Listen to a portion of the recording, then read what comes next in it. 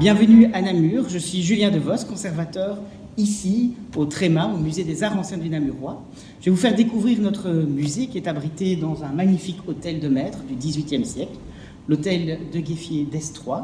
Alors on possède dans nos collections axées autour du Moyen-Âge et du début de la Renaissance plusieurs œuvres qui sont classées auprès de la Fédération Wallonie-Bruxelles et plusieurs œuvres qui appartiennent à la Fondation Roi-Baudouin. Alors je vais vous permettre de rentrer à l'intérieur pour découvrir ces œuvres ensemble. Voici maintenant à l'intérieur du musée. Je vais vous faire découvrir une des 7 merveilles de Belgique, le trésor de Nîmes.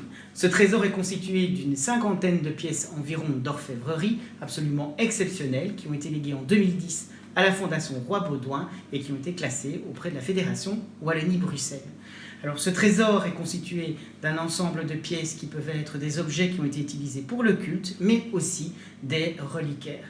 Ils ont été utilisés autour d'un prieuré, le prieuré Saint-Nicolas, et 3 personnages sont importants pour l'histoire de ce trésor. D'une part, une femme qui a voulu vivre sa religion auprès du prieuré, Marie-Denis, mais également un évêque de la 5e croisade à Acre en Palestine, Jacques de Vitry, et un artiste, Hugues de Walcourt, qui signera ses œuvres sous le nom d'Hugo.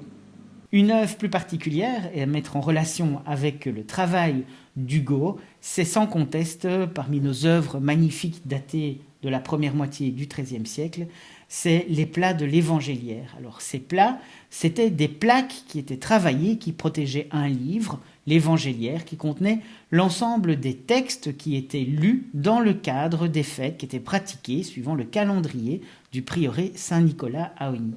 Alors elles sont absolument fameuses, ces œuvres et ces plats, parce qu'on utilise des techniques extraordinaires, que ce soit ce que l'on appelle le repoussé, mais également et surtout la manière d'utiliser des gemmes, c'est-à-dire des pierres précieuses, pour orner l'ensemble de cette couverture. En plus, dans une partie d'un des plats, eh bien, Hugo s'est fait représenter sous la forme d'un frère en prière. Alors on retrouve figurer toute une série de chasseurs, toute une série d'animaux sauvages ou des chiens en train de les chasser. Et je vous invite à utiliser les tablettes numériques pour voir au mieux la manière dont ils viennent orner cette couverture.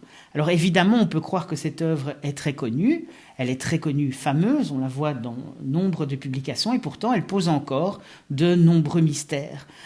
Où a été réalisé le livre qu'elle protégeait et puis aussi d'où proviennent les pierres précieuses qui viennent orner cette couverture. Et c'est le travail au musée de recherche d'essayer dans le futur d'utiliser notamment des lasers pour déterminer leur provenance. Alors bien sûr, notre musée expose bien d'autres œuvres extraordinaires, dont cette superbe montée au calvaire d'Henri Blaise. Nous sommes connus pour nos collections, entre autres, de statues de la fin du Moyen-Âge et du début de la Renaissance, mais aussi pour avoir une très grande collection de peintres paysagistes du début de la Renaissance. Alors, nous vous invitons à venir ici au musée après le confinement. L'équipe du musée et de la province de Namur sera enchantée de vous accueillir.